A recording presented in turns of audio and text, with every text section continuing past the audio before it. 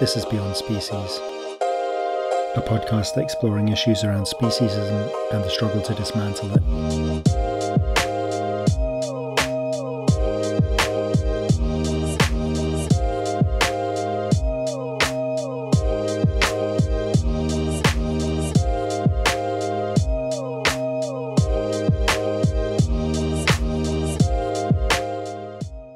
I'm Tofu Steve, and welcome to the episode. In this episode, we hear from Danny. Danny tells us about his journey from the far right of the political spectrum to his current post-left anarchist position. He explains the basics of anarchism and the importance of direct action, along with some history of these in the animal liberation movement. Danny also covers security culture and shares his thoughts on the celebrity culture within the vegan social movement. Do you want to start then by giving us an overview of anarchism? So, anarchism is a very broad spectrum of ideas. The main sort of ideas is an opposition to hierarchical systems and oppressive ideas. So, usually on the left, you have sort of the authoritarian left. So you have the Marxist-Leninists, Maoists, and then you have the libertarian left, which are the more commonly known as the anarchists. And the difference is, so the idea of the revolution in the authoritarian left idea is the proletariat rise up and instill the dictatorship of the proletariat, and they'll basically keeps the state as sort of supreme arbiter of everything. Whereas the anarchist idea is to abolish the state completely, because sort of, in my view, what's more the highest sort of oppressive hierarchical system, and it's the state, the rulers, and even electoralism. You're not really changing anything. You're just you're getting a pick of your next oppressor, really.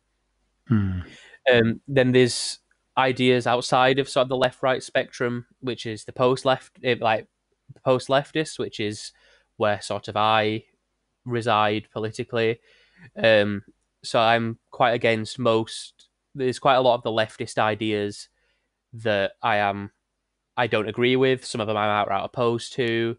Some of them I do agree with. If any of the listeners have seen my Instagram account about the anti-fascism and ideas like that. Obviously, I'm quite a militant anti-fascist, which I share with the vast majority of leftists. There are some people on the right wing of politics that claim to be anarchists. So you've got anarcho-capitalists, and I use anarcho in very big quotation marks because they're not anarchists in my view and the view of most anarchists, who believe that free trade and capitalism can coincide without a state. But I don't think they realise, or they might realise and just pretend it doesn't exist, that capitalism cannot be upheld without the state protecting it. So that's interesting because why does capitalism need the state? Because will they say things like, well, you can just let the free market do its thing and it'll just adjust itself and that kind of thing? It's more, that is the usual sort of talking point, but without the state to protect the corporations, the people at the top of them, there's nothing stopping the people being oppressed by said corporations from, as happened in the past, as sort of we transitioned from feudalism to sort of mercantilism into a capitalist state. There was nothing stopping the workers from booting the factory owner's door in and beating him up in front of his family. And then the state and the police sort of came into existence. I think the first police force in the US were created to catch slaves that had freed, that had escaped from the slave owners.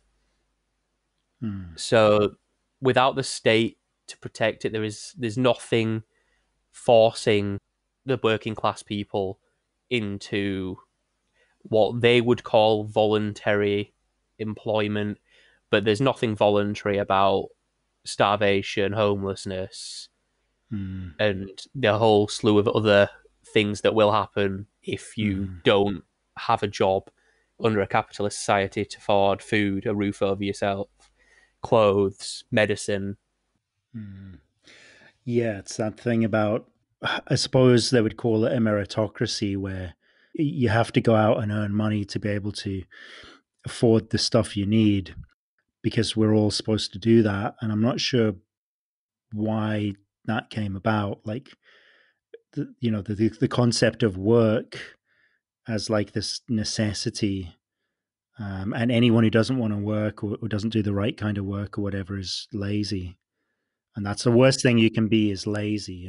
Exactly. Like there's a very good book called, I believe it's called Bullshit Jobs. Yeah, Bullshit Jobs, a Theory. It's by David Graeber, and it basically argues about the existence of like a lot of jobs are just bullshit jobs that they don't actually fulfill sort of any sort of role in society.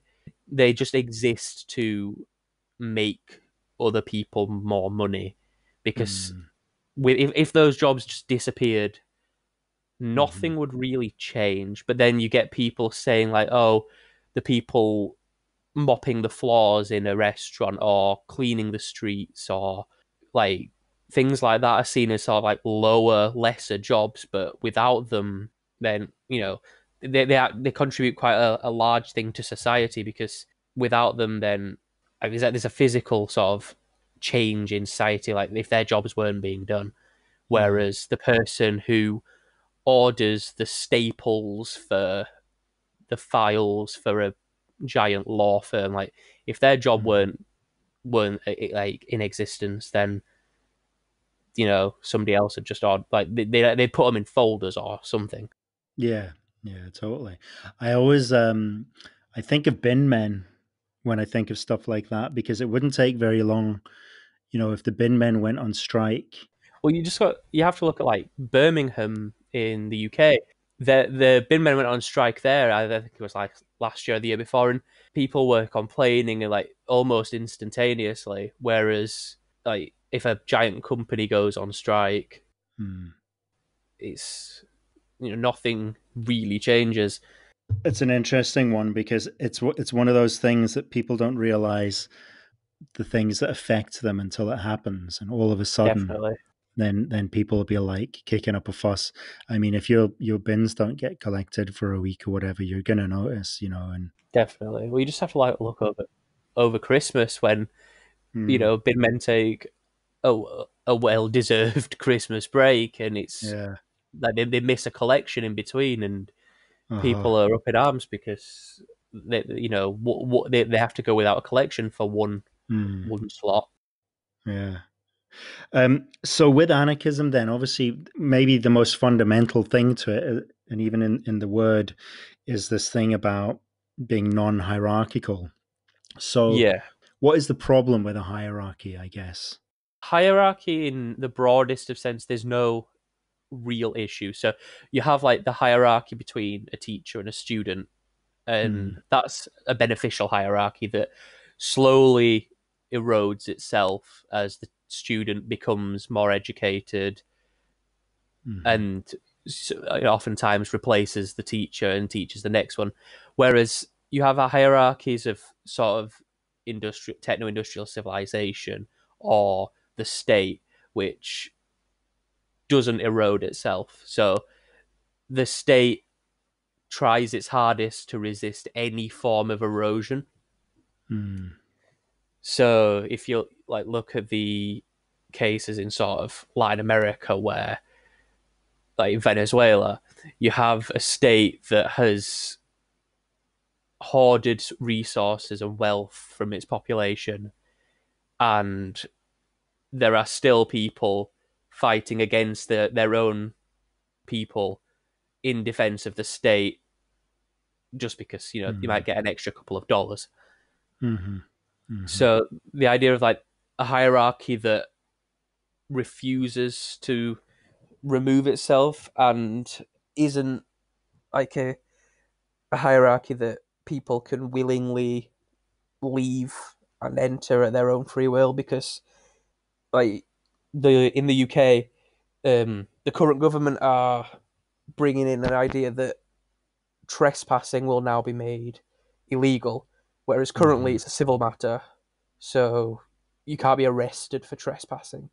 You can be Mm-hmm. arrested for aggravated trespass, but that is a whole different thing. But they're trying to make it so people that be like wild camping or rambling or hunt sabs would, instead of being just classed as trespassing, they're now breaking a law and can be arrested.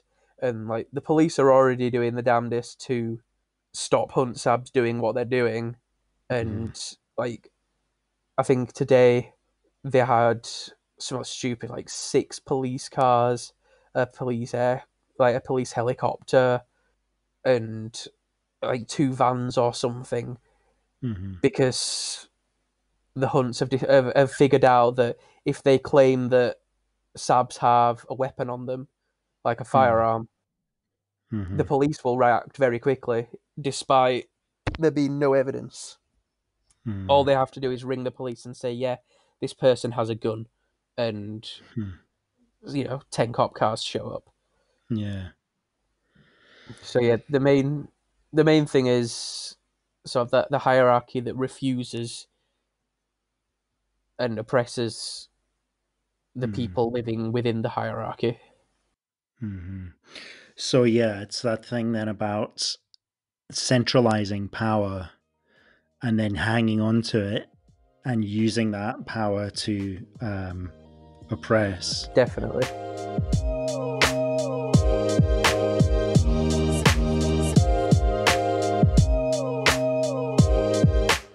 Okay, do you want to tell us then what was it that led you to anarchism? Like, what was your journey into that? So my political journey has been very unusual. So when I was sort of 12, 13, I was quite far right in my political beliefs. I supported groups like the EDL, the English Defence League, Mm, who some of the non UK listeners may have heard of, like people like Tommy Robinson, who has been always across the news, groups like Britain First, which to some of the people that know me and or have followed my Instagram may find this quite unusual and quite surprising. As I grew up and sort of got into the upper end of high school, so sort of 15, 16, mm, I started reading a lot more than I currently look, like a lot more like non-fiction, a lot more about the world, a lot more about politics itself, mm, and I slowly drifted leftwards. This also sort of came with the music scene I was in. So in the middle of high school, I discovered the world of hardcore mm, and the world of hardcore punk, and the more I delved into that, the more my views shifted. I mm, became more left wing. I was a Labour supporter for quite a few years, and then as I started sort of interacting with people like on the internet political sphere, I became more left wing and more libertarian, more anarchistic. Um, I was I identified as an anarcho communist for quite a while, and then I met people through Instagram who were sort of in the post left political sphere, so individualists, egoists, nihilist anarchists. And after speaking with them and reading their recommendations, I finished my transformation from a far right child all the way through the left political sphere and into sort of the post left anarchism. mm. So, in the animal rights movement, there's quite a strong push from the kind of right wing elements to kind of, I guess, just create their own version of the kind of um, vegan, in quotes, world that they would want to see. There definitely is. Well, we'll get onto that a bit later, but I'm wondering now because so you started your journey like way over on the far right, and you've moved completely in the opposite direction. Definitely, yeah. So, do you think then is there hope, and is it worth expending energy on trying to get these right wing elements to in the movement to start encouraging them to take a similar kind of journey? Are they able to be put on that path, do you Uh, think? I'd never say never, but I think a Uh-huh. lot of it was due to my upbringing, the sort of the areas I grew up in, the schooling, like the people I surrounded myself with at school, Hmm. even the schools I went to, and the dynamics between different ethnic groups. I think because I was in there as a child and then sort of moved naturally myself, nobody pushed me towards it. Nobody was like, you need to do this. I Hmm. think I only ended up where I am today because I did it naturally by myself. I sort of sought the knowledge myself. I think with the people that are definitely like, they're not children anymore. They're well into like adulthood, who are still Hmm. holding these beliefs. And Hmm. I think, there's always a chance people might change, but I don't think there's any need to expend energy trying to convince them that these like these beliefs are the right beliefs and that what they're believing isn't, because if they've made it to where they have now still believing that, Hmm. I think they'll have gone on their own sort of journey from wherever they were politically as a child and have ended up there. Yeah. And obviously there'll always be a few people that something will happen or somebody will say something and their views will completely change. But I think personally that it's not worth time sort Hmm. of trying to force them to do it, because it takes away energy and time from more important things, and I think it's a lot easier to just sort of keep them out of Hmm. the movement itself than it is to try and convince them that, you know Hmm. people crossing a river in Turkey into sort of Eastern Europe do deserve to live, or people on inflatable boats trying to cross from Africa into sort of Italy and Spain and Greece. They shouldn't be Hmm. shot in the water. Yeah. It's a lot. There are a lot more important things to try and do, and it's a lot easier to just take a more. It is easier to just take a more militant approach and be like, no, you guys are wrong. Hmm. Please leave. Hmm. Hmm. Okay. And with the kind of strand of anarchism that you are involved with now, or that you've kind of um, the conclusions there that you've arrived at, you mentioned that it's kind of like, I think you said egoistic and individualistic, maybe. So like egoism and individualism and sort of nihilist anarchism, they're all sort of intertwined in that they're, so like most sort of individualists or illegalists or egoists and Hmm. sort of insurrectionary anarchists will have sort of a nihilist twist on their anarchism, in the way that so my nihilism isn't sort of, like the pessimistic negative nihilism. It's the Hmm. negation of anything that will oppress me. And the egoism isn't sort of, me first, sod everyone else. What I want is the Hmm. most important. It is, so like, the reason I fight for animal rights and animal liberation, the reason I care about the LGBTQ people having rights and not being targeted, is because it brings me, like, for them to not have that would not bring, like, it'd make me unhappy. It wouldn't bring me the joy. Whereas, animal liberation and like queer liberation and Hmm. all of those, like, seeing those things occur would bring me joy. And I know it does sound quite selfish, but it's not because there's any guiding thing that's like saying you must do this. I do it because it's what I perceive as right. There's no Hmm. moralistic reasoning. There's no sort of higher authority saying this is what must be done. It's because it's what brings me personal joy. Hmm. There are a lot of leftist anarchists that don't quite agree with a lot of the individualist anarchist theories and a lot of the sort of post leftist, because of their aversion to the collectivist ideas espoused by most leftists. So it's a lot of the reasons why I don't agree with animal rights organizations as a whole. Mm. I personally prefer affinity groups based on mutual associations, and groups like the Animal Liberation Front and the Informal Anarchist Federation out of like Italy and Greece. Mm-hmm. And the reason that they work so well is because they don't have an organization. There isn't a spokesperson at the top of the list and a membership list and individual chapters in each city.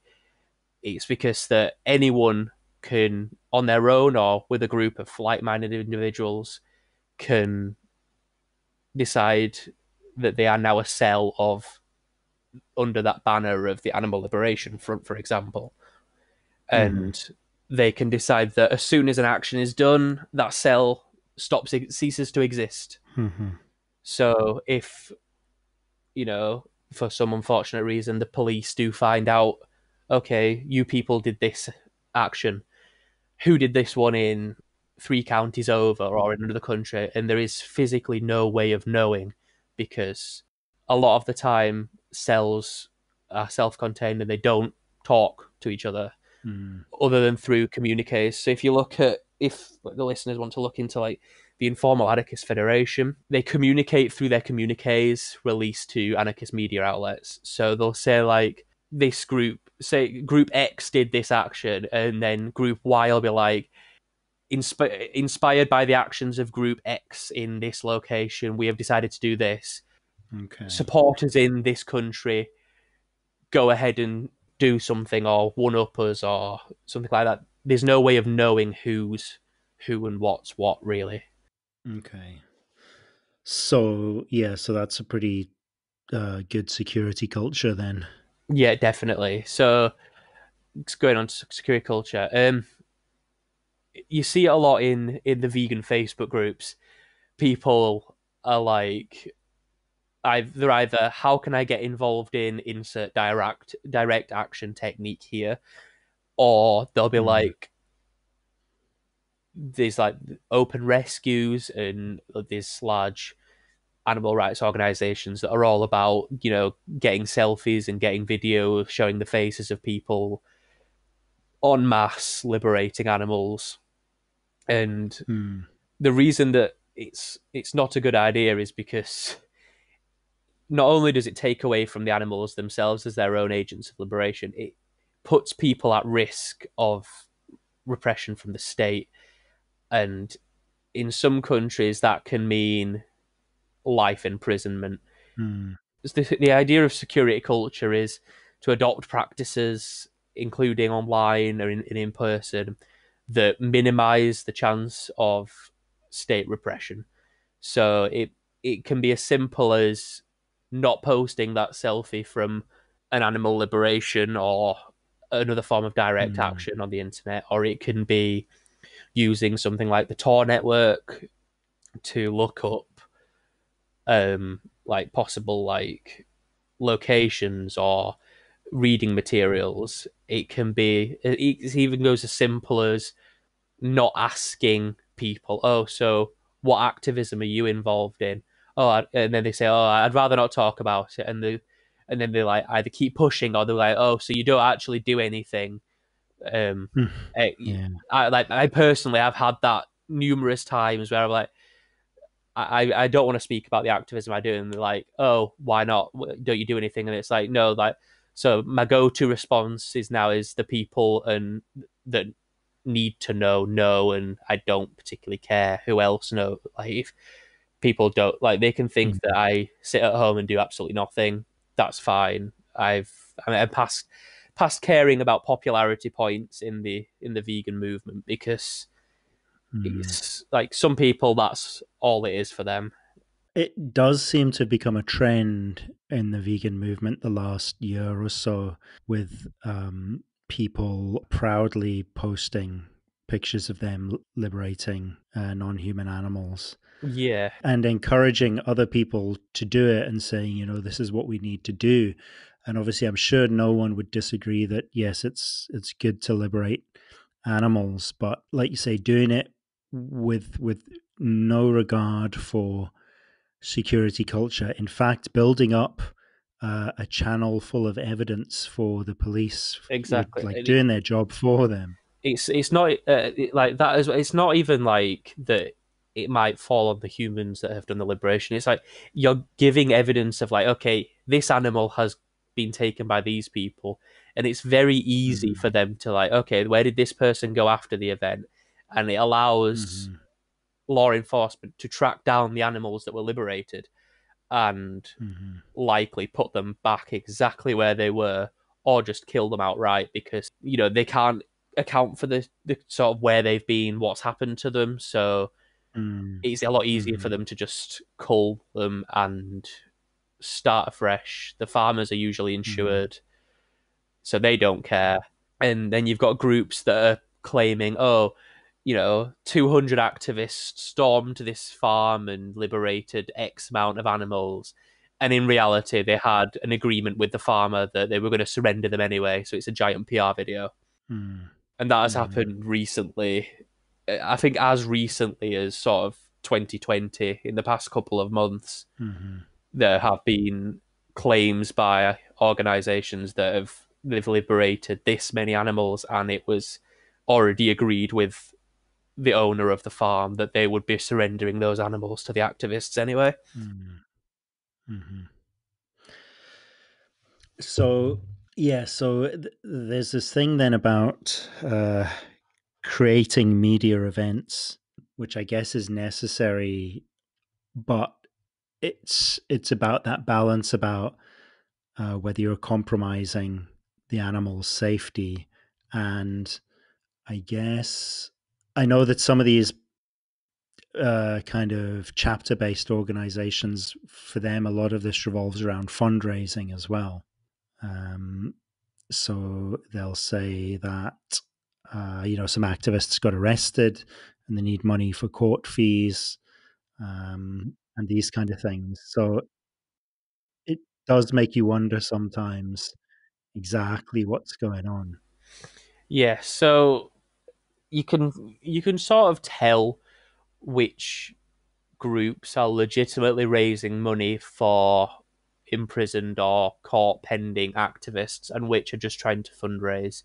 So on one hand, you've Mm, got groups that have posted. It's usually like the groups that post sort of sob story videos or pictures of the activists arrested, like full face, and this is the person who you're fundraising for. And then you've got the groups on the other hand that are like, six anonymous activists did this action today, and then mm, the activists are completely anonymous through the action. They get arrested, and then it's like, okay, we're raising court funds for this group that did this action. No personal names, no personal identifying information. Just these are the people mm, that did this action that we've covered. They're now up in court. We need your help. Like that's can be seen with the Smash Speciesism blockade of tulip mm, meats in Manchester as last month. Those activists are now waiting for court. I think their court date's sometime in April. The ones who blockaded the slaughterhouse in Kent at the end of last year, their court date's sort of, I think it's in the next couple of weeks. mm, And unless you are sort of involved with the activists who did those actions, nobody knows who they are, like what they look like, other than the fact that some of their identities were doxed by the papers. But mm. you wouldn't know if you unless you were actively looking for it. Whereas you Yeah. have large groups that you can tell that, like, there's been times where they've said, "Oh, this person needs bail money," and that Mm, person has been bailed for 12 hours, and they're still sharing this activist needs bail money, mm, despite the activist on their public Facebook page posting stories and mm. videos of themselves sat at home talking about their 6 hours in a jail cell. Yeah. And people still donate to these organizations because they believe that we can't do anything without these large organizations. which is Hmm. it's not right. Yeah. So, in the history of the animal liberation movement, then, when we look back to things like, the kind of heyday, I suppose, of the ALF and Shack, direct action was something that was quite prevalent for quite a while, it seems. And then something happened with Shack. I mean, obviously, a lot of people will have hopefully seen that new film, the Animal People, which covers the history of that. But the US government really cracked down and created new terror laws, basically, to Yeah. shut them up. Um, so, what are your thoughts then on, or do you have any experiences or information to share about those kind of actions in the past and what we can learn from those in the animal liberation movement now? So we'll start with Shaq because it is quite, there is the new film out, The Animal People.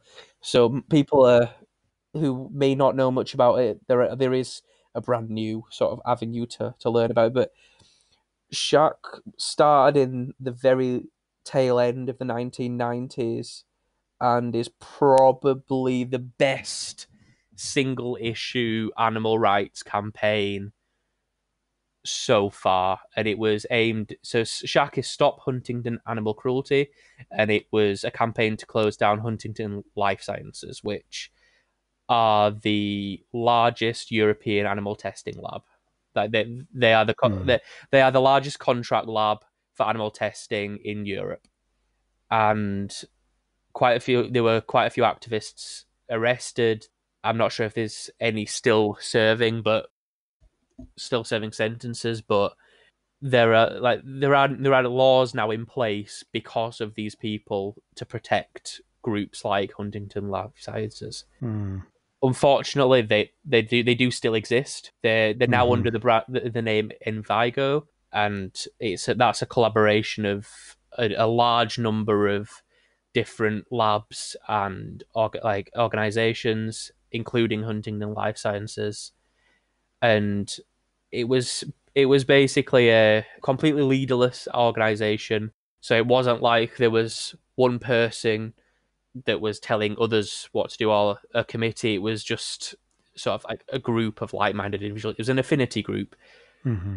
It was basically after, so in the late 90s, Peter actually did something good, and they took video footage inside a Huntington Life Sciences, and Hmm. it was of the abuse of beagles in their care. Hmm. Um, it was leaked to the news in the UK. It was leaked to Channel 4. The employees in it were dismissed and prosecuted, and Huntington Life Sciences were had their license revoked for 6 months. But Peter had to stop their protests because Huntington Life Sciences threatened them with legal action. Hmm. So Shaq took over, and because it was a leaderless resistance, it wasn't like Peter, where there's like, okay, Peter has a director, let's go after them, or they've got somebody on the board of like the chairman of the board, or like somebody on the board, like, okay, let's go after them. Hmm. So the basic like sort of way Shaq operated, they engaged in sort of indirect action. So it was everything from lawful protests to sort of intimidation, harassment against HLS. It wasn't just aimed at Huntington Life Sciences. It was the reason HLS got so scared is because Shaq targeted their business partners.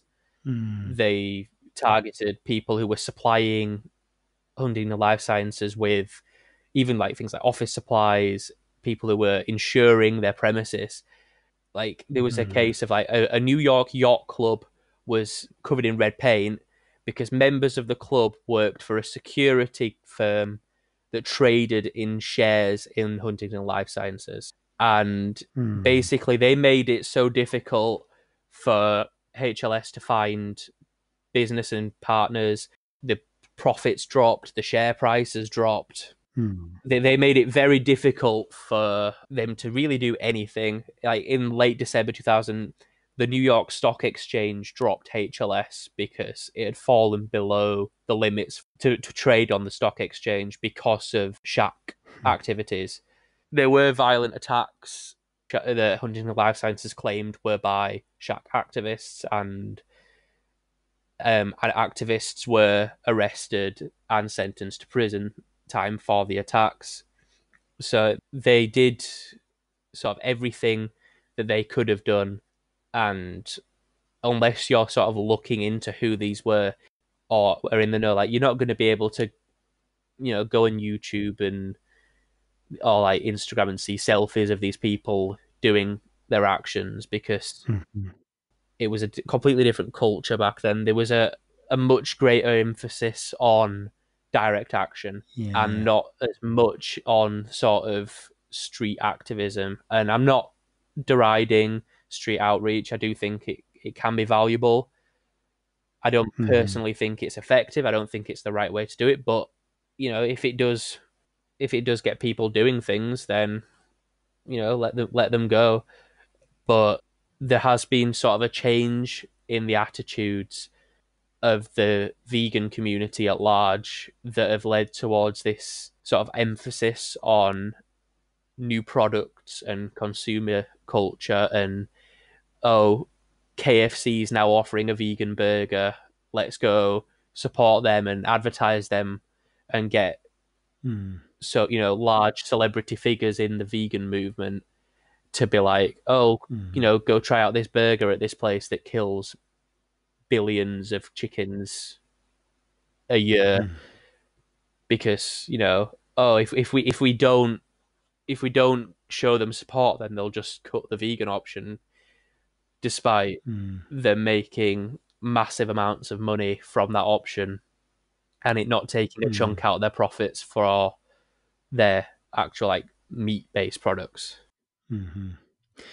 Yeah, there's this really strongly held belief, it seems, in a lot of vegans, and it's reinforced by the vegan influencers that the more plant based options that become available will equal a reduction in the number of meat options. And it's kind of bizarre to me because in the UK you can see proof of how that doesn't work. So for example with Greggs, which is like super famous bakery chain in the UK, they brought out the vegan sausage roll and now even more vegan options. Yeah. And they're selling shitloads of these vegan sausage rolls, but they haven't decreased their meat range or replaced like the actual meat sausage roll with the vegan one. Yeah. So it's proof that it's not working. So I don't understand why people aren't getting it. Yeah. So it's very true. It's like there was a big sort of shutdown in quotation marks of an Arla factory in the UK, which is Hmm. a dairy factory, and that was like I think it was last weekend from the time of recording, and Arla then decided that after that they were going to announce that they'd started producing a plant-based milk, Hmm. and a lot of activists are saying, "Oh look, things are changing," but in the very same statement, Arla have said that dairy products will always be the center of their Hmm. sort of production. They will always take center stage, and even though they'll increase their plant-based offerings, Hmm. it'll never replace dairy for them, and that they will always sort of continue to produce dairy products.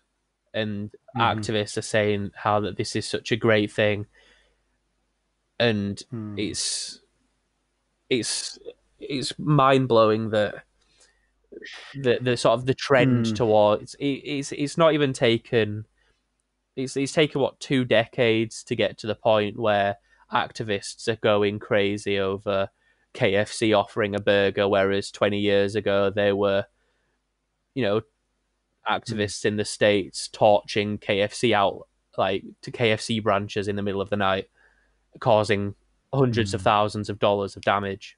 Hmm.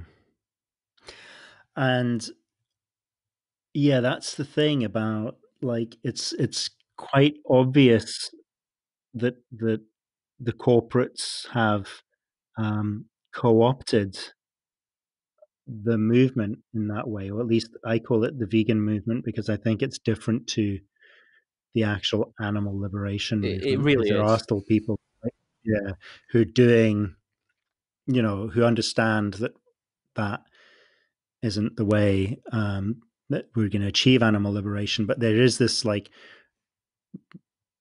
probably the majority of vegans are have bought into this belief, um, that vegan options will change the world. Uh, so, and it's this thing about ethical consumption under capitalism, as if capital is like these corporates are going to respond in an ethical way, like not even that plant-based options are necessarily ethical in terms of environmental, um, impacts, and like the human element of, they're still exploiting workers Yeah, in other parts of the world, and even, in their own stores. So there's human rights issues anyway, even if they aren't, even if they do switch from serving animals. But yeah, it's kind of mind-boggling. But I wonder if it's this kind of cognitive dissonance thing where people don't want to take that next step and really start addressing that, because if they do, then they have to do something about it, which means challenging capitalism, really, which means giving up your own privilege in a lot of ways. definitely. So I think a lot of people are very reluctant to challenge the capitalist state that we live under because they've been so, as with eating non-human animals and animal Mm, products, they've been indoctrinated from when they were born, basically, that capitalism is the best thing, and mm, there's no other options because of massive, you know, indoctrination within schooling, and to even challenge the notion that capitalism is a good thing, like to even challenge capitalism, it's seen as this alien idea that even amongst people that were able to challenge the indoctrination towards animals and the speciesist indoctrination, they still have this mm, issue to with sort of challenging the indoctrination of capitalism. yeah, and that's why I find it so frustrating. I mean, I used to, um, when I went vegan, I also believed the capitalist thing, and I used to believe what I read on, like, plant-based news and stuff like that. But once I started, I guess, finding out more about the political side of things and understanding anarchism, I started to see through it, and it shouldn't take too much explaining to people for them to start realizing. But I suppose a big part of the problem is that the, so-called leaders, of the movement, the kind of vegan celebrities, they're not at all challenging people to think in this way, because they're actually benefiting from it, because for them they look like a success whenever a new vegan product comes out. um, they'll say, well, hey, look, we're winning.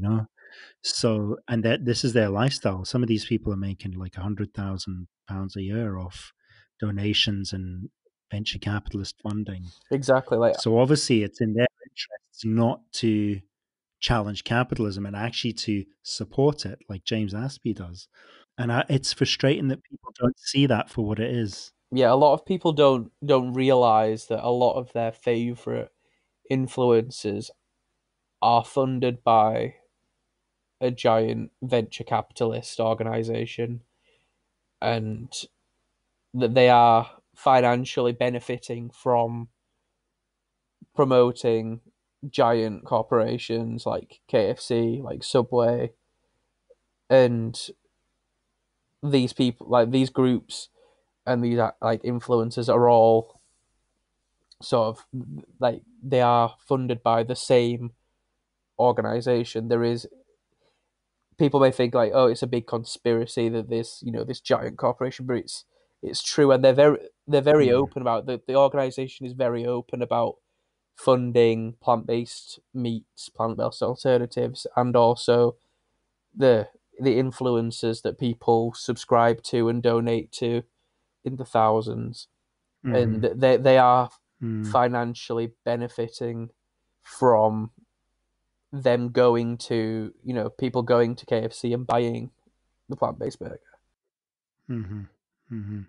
And I mean, you don't really have to look that hard to realize these things. Like, for example, Earthling Ed has the same media agent as J.K. Rowling. Yeah, So, if that's who's doing your media, then it's quite obvious it's not about activism and it's about, a certain public image. Because I don't really see how you can have that kind of agent and be like someone who's challenging the status quo. It just doesn't add up at all. exactly. Like you've got groups like the Hunt Sabs, like the Mm, Underground Badger Syndicate, like Unoffensive Animal, who have no media agents whatsoever. They do everything themselves. Everyone in the mm, collective does different things, contributes different things, and they're struggling. They're having to cancel talks in countries about important things like the history of the ALF or security culture mm, 101 because like they take no money for the talks. They don't ask for travel. They don't ask for the most. At most, they ask for like can we have a floor to sleep on or something like that.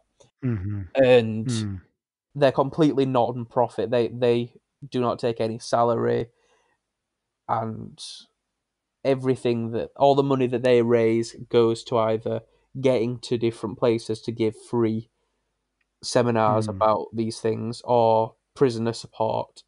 And then you've got people running giant animal rights organizations or making YouTube videos going to beautiful Thai islands or islands in the middle of like Africa or Europe, and going on their fourth holiday of the year, or they're doing world tours, flying and spending a week in a city all across North America and Europe. yeah, Despite everything that's going on in the world, they can somehow afford to take mm, 6 months traveling across the vast majority of the Northern Hemisphere to give mm. nothing of value really to the movement at large. To say to vegans to buy burgers at Burger King. That's Yeah, pretty much what they're well, doing. all you have to do is look at the stories of influencers at the moment, and it's interspace. Yeah. It's pretty beach pictures. Buy this vegan Mm, product. Support this giant corporation that's killing the environment, killing billions of animals, and exploiting people in the global south mm, to do it for you. hmm. And that's not activism, but that is what is now being dressed up as animal rights activism. Yeah. So when people think of animal rights activism now, it's doing a cube of truth or having a stall and Hmm. saying, look at all these vegan options that your local supermarket has now. And I'm not saying Mm, that's a bad thing. Like mm, that's great vegan activism, but it's not animal rights hmm, activism. mm, It's completely like 20 years ago, it would have been an alien concept for that to be classed as animal rights activism because it's feeding mm, into the capitalist idea that we can buy our way to liberation, and that's never yeah. going to happen. Hmm. Okay, so we mentioned earlier about the right wing kind of influences in the, let's call it the vegan movement. Um, How do you see that like manifesting, or what is there that we could try and do about it? I know you said like kind of militantly oppose them is probably the best thing, but So you have the more vocal front of the right wing and the far right, who are openly sort of racist, homophobic, transphobic, anti-immigration, etc. But you also have a more sort of insidious culture sweeping of like you've got like eco-nationalists and eco-fascists who are that a lot of their aesthetic, a lot of their forward-facing beliefs are very like almost mirror image of a lot of like of the eco anarchists and other like other movements. But then you'll have like there'll be things that pop up that are like overtly sort of anti-refugee or LGBTQ phobic, or they don't hide it, but on like a cursory glance, but unless you sort of understood the buzzwords or the iconography that they use, you could think that you're looking at a page that is just another sort of eco page. And amongst the sort of extreme far right, there is still sort of an aversion to veganism. There is still the idea that, you know, eating raw meat and drinking a whole milk is the best thing to do. But there are groups that are either completely like pro-vegan, or they're like sort of vegan friendly, and they're like accepting of the sort of the vegan ideals. And you'd see that more and more online, that there is sort of a tolerance towards these groups, or a tolerance to their ideas, because we there's this idea that any confrontation with other vegans and other vegan activists, it's like dividing the movement, and that the division in the movement is bad regardless of what causes that division. So calling out somebody for a racist post regarding, for example, like keeping it like sort of relevant to what's going on. Quite a popular activist makes a racist post towards people in China about COVID-19, and there's this idea that calling them out is somehow worse than them making the post in the first place, because we've got to unite the movement. We've got to remain a united front against speciesism and animal exploitation and animal use. Whereas if you look at sort of groups like the Hunt Saboteurs, and back when they formed, and ever since their formation, they have been so strongly linked with anti-fascist movements in the UK and Europe that even now, the same people that you see masked up going to anti-fascist demos are the same people out in the fields on a Saturday morning at 4 a.m. because some Tory decided they want to go kill a fox today. When people say, oh, we shouldn't bring politics into the movement, they don't realise that this movement that they're claiming to be part of has always been political, and that politics has always been of a anarchist or at least leftist sort of idea. And a lot of that is to do with sort of how the movement started in the sort of 60s and 70s. There was a lot of cross-pollination between punk and hardcore and the subcultures that they had sort of cross-pollinated into the animal rights movement.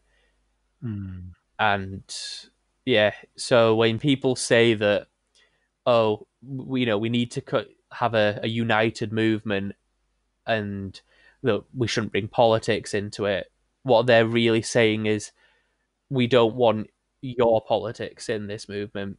Despite this person making a highly political statement against a group of people. Yeah, that's exactly it. It's just a cover story for not wanting to address or admit to their own politics.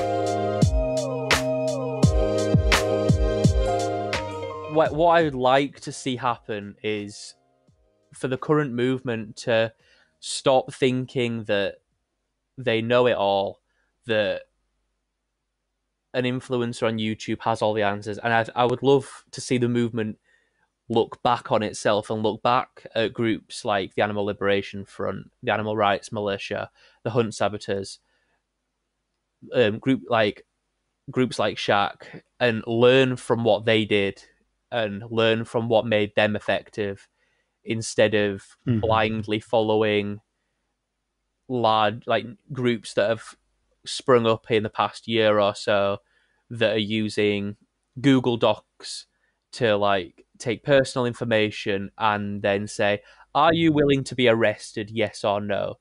Because if a cop gets their hands on that, that's okay. That's intent.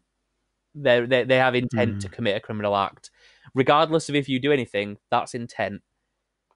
So that's why Extinction Rebellion had its leadership lifted off the street or out of their houses a week before their big quotations rebellion last year, because they'd made the intent that they were going to do something regardless of what they were going to do. Yeah. So I think that the movement really seriously needs to take a look at itself, take a look at the history of the movement, and learn why these people were so successful. Because when you've got when you're heralding sort of the dairy's coming to an end despite dairy consumption being up worldwide because places are going out of business, and then you look back at the sort of news clippings from the 80s and 90s where activists were causing $2 million worth of damage in one night that caused businesses to just shut overnight. There was actions against a new ski resort by the Earth Liberation Front, and that action caused so much damage that the resort couldn't open, and the company that was building it went out of business. And now, instead of sort of putting companies out of business, the movement is funding those companies, like we spoke about KFC and Greg's. Instead of causing financial damage, they're paying they're putting money straight into the shareholders' pocket. And I'd also love to see the movement decide that everything is political, that nothing, especially liberatory politics, nothing is apolitical in this movement.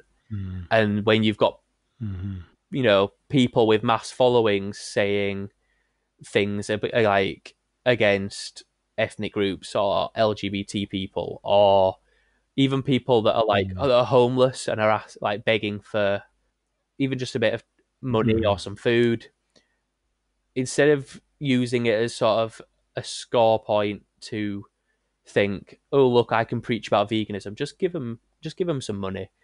Or when somebody makes a post, lambasting China for doing some of their practices are pretty horrible, but if you've ever seen the inside of a slaughterhouse in the UK, you know that gassing pigs with CO2 so they burn from the inside out for 2.5 minutes is pretty awful as well. But you're not getting these internet celebrities calling out everyone in the UK, because it's not everybody, and they are people in other countries are subject to the same speciesist programming as everyone else in the world that isn't already eschewing use of animals. So I just think I'd love to see a more militant approach to telling these people to get the fuck out of a movement that has always been about liberation and has always been intersectional with anti-fascism, anti-racism, LGBTQ rights. There's never been a point in history in this movement where the conservative traditionalist people have been the forefront of this movement. It has always, if you look at groups like the Hunt Sabs, the vast majority of people out in them fields every day, multiple days a week, every weekend during hunt season, during cubbing season, during the badger call, They're either women, non-binary. A lot of them fall on the LGBTQ spectrum somewhere. It's not your standard white man that everyone thinks is the face of the vegan movement, because that's what the shareholders decide is more profitable. So I'd love to see the movement actually learn from its past, instead of thinking that because these YouTube celebrities have managed to grow such a mass following in, the 3 or 4 years they've been vegan, maybe 5 years, because they've grown so quickly. Oh, they must be right. They must be selling. No, they've just got a good marketing team and an inexhaustible pot of wealth behind them. Yeah.